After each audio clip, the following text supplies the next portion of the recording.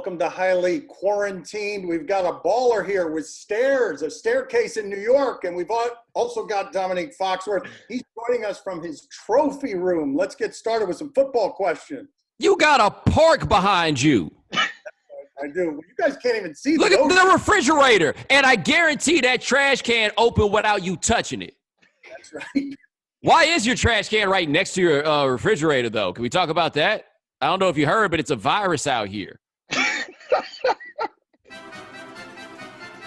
Should the Bucs bring on Antonio Brown to appease Tom Brady?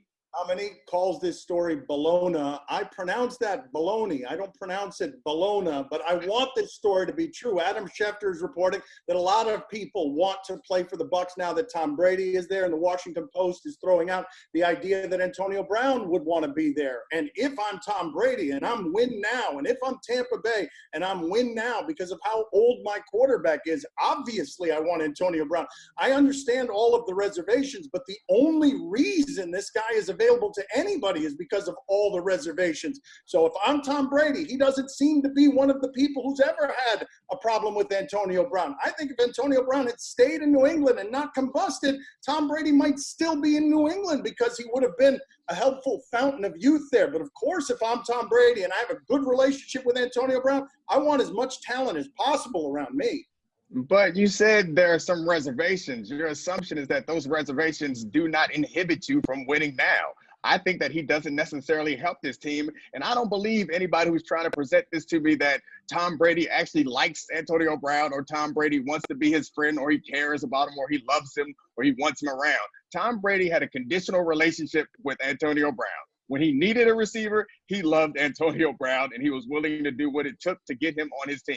He no longer needs receivers. I don't imagine that Tom Brady thinks it's worth the risk to bring Antonio Brown into that locker room, especially considering the fact that he has two Pro Bowl caliber receivers. Not to mention the history that AB has with Bruce Arians. They go back to their time with the Steelers where they had plenty of beef and blow-ups. So I can't imagine that there's anybody in there that thinks that this team, I think they get better talent-wise, but I'm not sure that they get better on-field product with Antonio Brown in that locker room and what that does to the relationships there. And even on the field, Antonio Brown is not happy when he doesn't get the rock. You know who else is not happy when they don't get the rock? Every other receiver in America, especially those two number ones that they have on that roster already. So this doesn't make sense to me. It will be fun. I'd love to see it happen, to be exciting.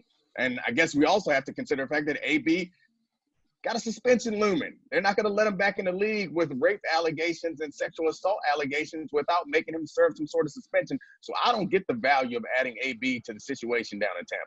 Yo, this is pretty simple. The Patriots needed receivers. The Bucs do not. Problem solved. They got two tight ends. They got two receivers. They don't need this dude, and they don't need the drama that winds up coming with him. And I have to say this. This is one thing I love about those of us who cover and follow this sport.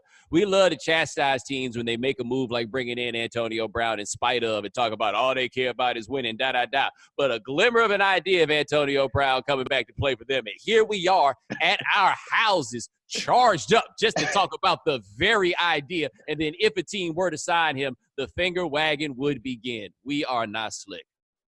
I had forgotten that Bruce Arians was the first one to put his voice on I would not want Antonio Brown. That was last year. I'd forgotten all about that. He put his voice on that.